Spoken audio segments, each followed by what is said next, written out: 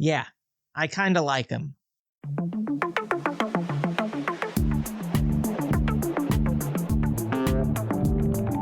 Just what you've been waiting for. Movies, TV, music, and more. Follow, subscribe, stay up to date. Episodes drop every other Monday. It's the man, watch that. It's the man, watch that. It's the man, watch that podcast.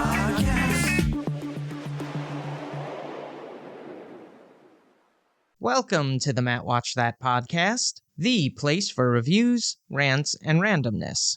I'm your host, Matt Seroski, filmmaker, film fan. Each episode, I'm going to watch a movie or TV pilot that I probably should have seen, but never got around to. It could be a recent favorite, critic's choice, or cult classic. To join in on the conversation, follow me on Twitter, Instagram, and Facebook, at Matt Seroski.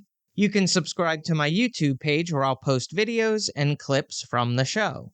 If you have any opinions on what I've discussed, or suggestions as to what I should see next, use the hashtag MattWatchThat on social. Before we start, the Oscars, formerly known as the Academy Awards, are an annual ceremony recognizing outstanding achievements in the film industry.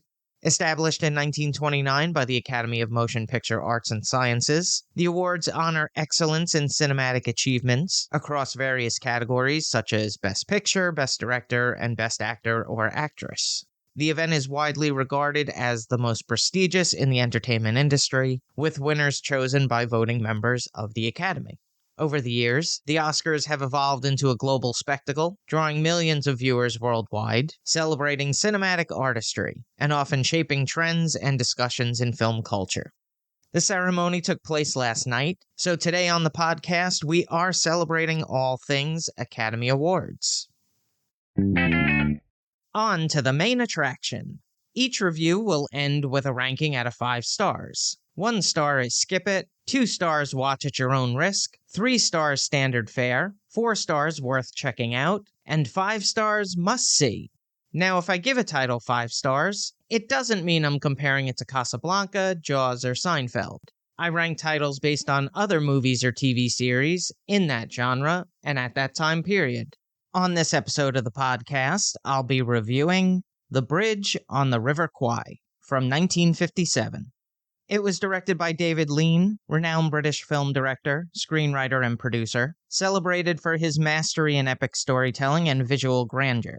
Beginning his career in the 1940s, Lean initially worked as a film editor before transitioning to directing, with the critically acclaimed In Which We Serve, co-directed with Noel Coward.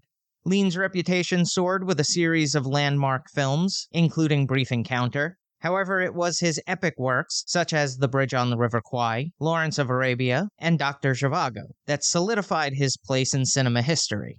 Known for their sweeping cinematography, intricate character development, and grandiose scope, these films earned Lean 2 Academy Awards and a global following. Lean's ability to blend intimate human drama with vast panoramic landscapes set him apart as a filmmaker who could convey both personal and universal themes on an epic scale.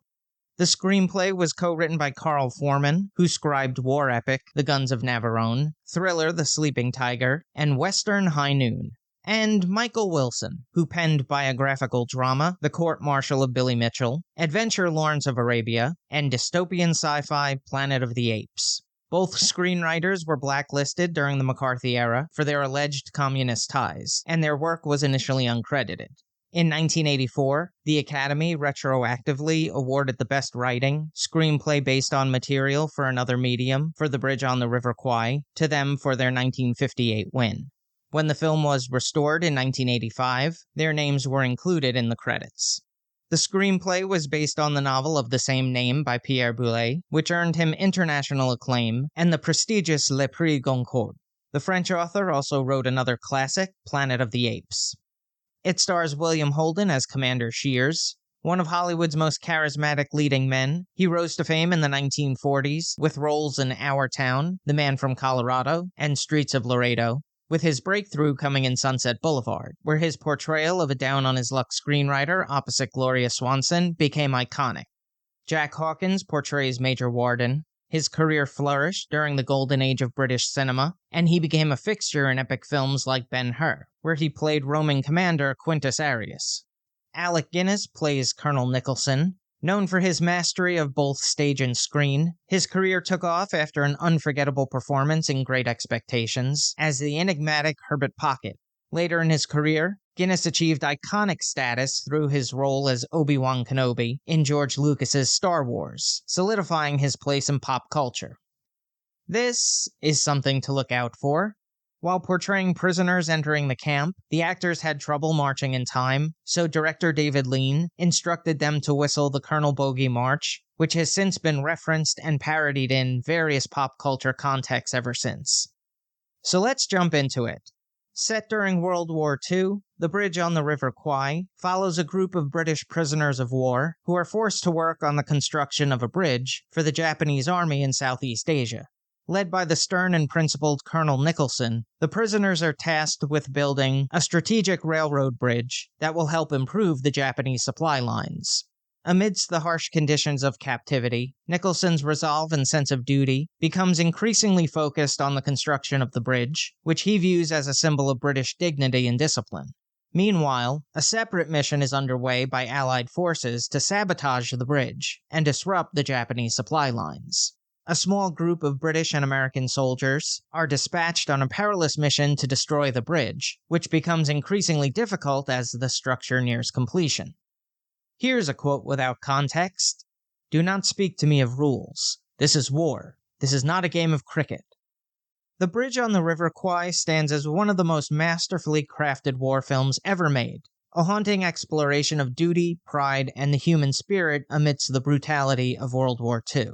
At the heart of the film is Alec Guinness's portrayal of Colonel Nicholson. He delivers a performance of quiet intensity, capturing the internal conflict of a man who believes he is acting with integrity, even as his actions begin to blur the lines between resistance and collaboration. His complex relationship with the Japanese officer Colonel Saito, played by Sesu Hayakawa, adds a layer of moral ambiguity that elevates the film above typical war fare. William Holden as the cynical, resourceful American prisoner Shears provides an excellent counterpoint to Guinness's Nicholson, adding a layer of realism and pragmatism to the otherwise idealistic atmosphere.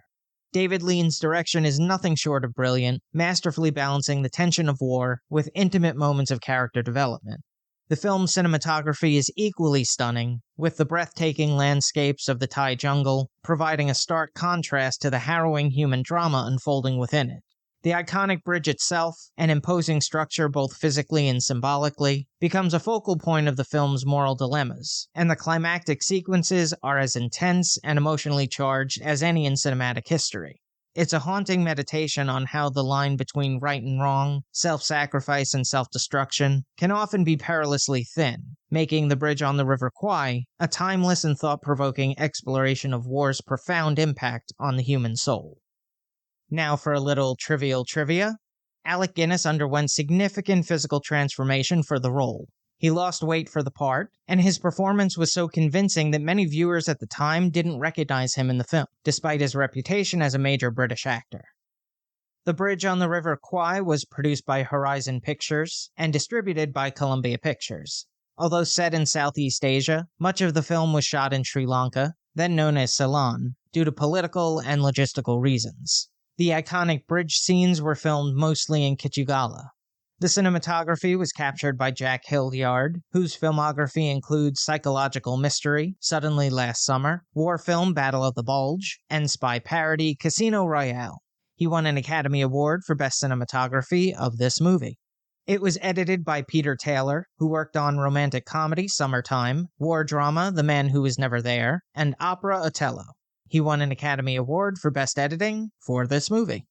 The score was composed by Malcolm Arnold, who wrote the music for circus drama Trapeze, romantic comedy Hobson's Choice, and the film adaptation of popular comic strip St. Trinians. He won an Academy Award for Best Music Scoring of this movie. The runtime is 2 hours 41 minutes. It had a budget of $2.8 million and grossed $30.6 million at the box office. It was nominated for 8 Oscars at the 1958 Academy Awards, winning 7.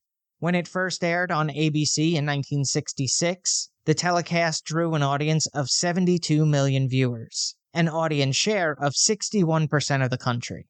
The movie has been selected for preservation in the United States National Film Registry for being culturally, historically, or aesthetically significant. On the Ski Index, I give it 4.5 out of 5 stars. This is a very character-driven war film, so take off half a star if you're looking for Dunkirk or Saving Private Ryan. If you've seen The Bridge on the River Kwai and have opinions on the movie, let me know what you think using the hashtag MattWatchThat. Moving right along, each episode, I'm going to post clips that I think people should watch. It could be movie trailers, music videos, interviews, or something completely random. Search for my YouTube page and there'll be a playlist called Matt Watch That Playback.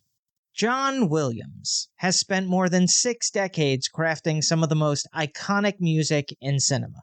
His evocative, powerful scores have not only shaped the soundtracks of the films they accompanied, but have also transcended their cinematic roots to become part of the global cultural lexicon. Yeah, I kinda like him. Born on February 8, 1932 in Floral Park, New York, he studied at the Juilliard School and later attended the University of California, Los Angeles. After serving in the U.S. Air Force, Williams' early career included work as a session musician and arranger for television. His big break came when he was called upon to compose music for various TV shows in the 1950s and 60s, including M Squad, Wagon Train, and Lost in Space. Williams' first notable cinematic breakthrough occurred in 1972 with his score for the Poseidon Adventure. But it was his collaboration with director Steven Spielberg and producer George Lucas that would propel him to global fame. After a successful first collaboration with the Sugarland Express in 1974, Williams and Spielberg re-teamed for Jaws. The chilling, minimalist 2-note motif score became one of the most recognizable in film history. The score earned Williams his first Academy Award for Best Original Score. 1977 marked the release of George Lucas's Star Wars. The score's bold brass fanfares, the use of leitmotifs, and its stirring orchestral arrangements established Williams as the defining composer of epic film music in the late 20th century. The film's success led to numerous sequels, and Williams returning to compose their scores, solidifying his partnership with Lucas and cementing his place in cinematic history. In 1981, Williams, Spielberg, and Lucas created the world of Indiana Jones in Raiders of the Lost Ark. The adventure and mystery was delivered with vigor through the now legendary theme, which has become synonymous with swashbuckling escapades. Williams would return to score all of the subsequent Indiana Jones films, each time bringing a unique, high-energy sound that remained faithful to the spirit of the character and the films. In addition to his successful collaborations with Spielberg and Lucas, Williams has also worked with directors such as Brian De Palma, Alfred Hitchcock, Lawrence Kasdan, Oliver Stone, and George Miller. John Williams' work on Richard Donner's Superman in 1978 offered another powerful, heroic score, a perfect accompaniment to Christopher Reeve's portrayal of the Man of Steel. His bold, soaring theme for Superman helped to redefine the superhero genre in film music. The 1990s saw Williams expanding his range even further, moving between epic blockbusters and dramatic, intimate works. The score for Jurassic Park captured the awe and terror of the film's world of resurrected dinosaurs. The main theme, full of majestic grandeur, has become synonymous with the cinematic spectacle of film. With Schindler's List, he composed a hauntingly minimalistic and emotionally raw score. The use of the violin, played by renowned Itzhak Perlman, brings a somber and powerful layer to the film's exploration of the Holocaust, earning Williams his 5th Academy Award for Best Original Score. At the turn of the millennium, Williams once again solidified his influence in modern cinema with the score for Harry Potter and the Sorcerer's Stone. His music introduced the magical world of Hogwarts to audiences and set the tone for the entire Harry Potter series, with works like Hedwig's theme becoming instantly recognizable to fans of the franchise. Throughout his career, John Williams has received countless accolades for his work. He's been nominated for 54 Academy Awards, making him the second most nominated individual in Academy history, behind only Walt Disney.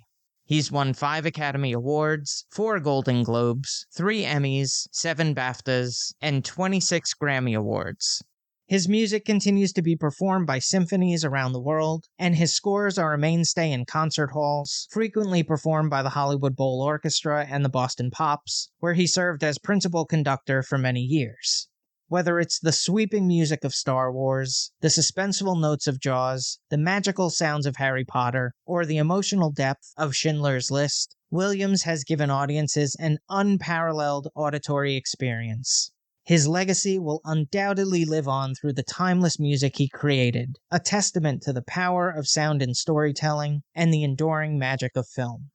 I've selected a couple of my favorite tracks from the movies Jurassic Park, Jaws, E.T., JFK, and Home Alone. They're all available in the Matt Watch That playback playlist on YouTube. Check it out. Now it's time for the recommendation. Yes, that's the word recommendation with Matt in the middle. I'm going to end each podcast with my own recommendation of a movie or TV series. Today I'm talking about Harry and the Hendersons. It tells the story of the Henderson family, who accidentally encounter and bring home a Bigfoot-like creature that they name Harry. After a car accident in the wilderness, the family, believing Harry to be a wounded bear, takes him in and attempt to care for him. As they quickly discover, Harry is an intelligent and gentle giant, but his presence creates chaos and complications in their everyday lives. The family becomes protective of him, while an eccentric wildlife expert becomes determined to capture Harry. Harry and the Hendersons features a talented cast of actors who bring the quirky family comedy to life.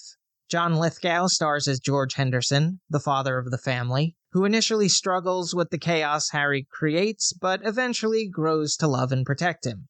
Lithgow's performance adds a blend of humor and heartful moments as George navigates the challenge of having a Bigfoot living in his home. Melinda Dillon portrays Nancy Henderson, George's supportive wife. She is initially concerned but ultimately embraces Harry as part of the family, offering a compassionate and grounded counterpart to George's more eccentric reactions. Don Amici plays the character of Dr. Wallace Wrightwood, a wildlife expert who is both fascinated and obsessed with capturing Harry. Amici brings a mix of comedic energy and determination to the role. And Kevin Peter Hall performs the role of Harry, the titular Bigfoot, using his height and physicality to bring the lovable, gentle creature to life. Hall, a skilled performer in suit-based roles, uses subtle gestures and expressions to convey Harry's emotions and character despite the limited dialogue. He was also beneath the mask of the title monster in Predator and its sequel. It was directed by William Deere, who infused it with a mix of humor, heart, and adventure. His direction helped blend the fantastical elements of Harry's character with relatable family dynamics, making the movie both entertaining and emotionally resonant. He would go on to helm Angels in the Outfield, Wild America, and The Perfect Game. He co-wrote the screenplay with Bill Martin and Ezra D. Rappaport, who crafted a story that balanced humor, fantasy, and touching moments, effectively translating the concept of a Bigfoot living with a family into an engaging and comedic narrative. Rick Baker, iconic special effects artist, is credited with creating Harry's realistic and impressive costume and makeup. Baker's work brought the Bigfoot character to life. His efforts earned him an Academy Award for Best Makeup. Yes, this is an Academy Award-winning movie. Harry and the Hendersons is a feel-good classic that offers a nostalgic look at 80s family films. It's an underappreciated gem with lovable characters, delightful humor, and a sweet message that has the power to resonate with anyone who's ever felt a little bit out of place. If you're in the mood for a fun, family-friendly movie with a good dose of heart, this one is sure to leave a lasting impression. That's all for this edition of Matt Watch That. Thanks for listening to me babble. You can follow me on Twitter, Instagram, and Facebook at Matt Seroski. You can subscribe to my YouTube page where I'll post videos and clips from the show.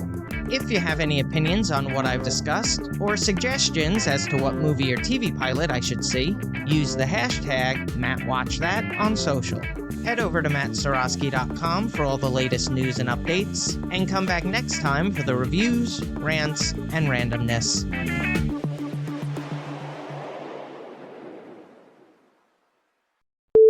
Known for their sweeping cinematography, intricate character development, making the movie both entertaining and emotionally resonant. That's not a word. Despite his fame, Guinness remained grounded and also expressed dissatisfaction. Making the movie both entertaining and emotionally resonant. Still not a word.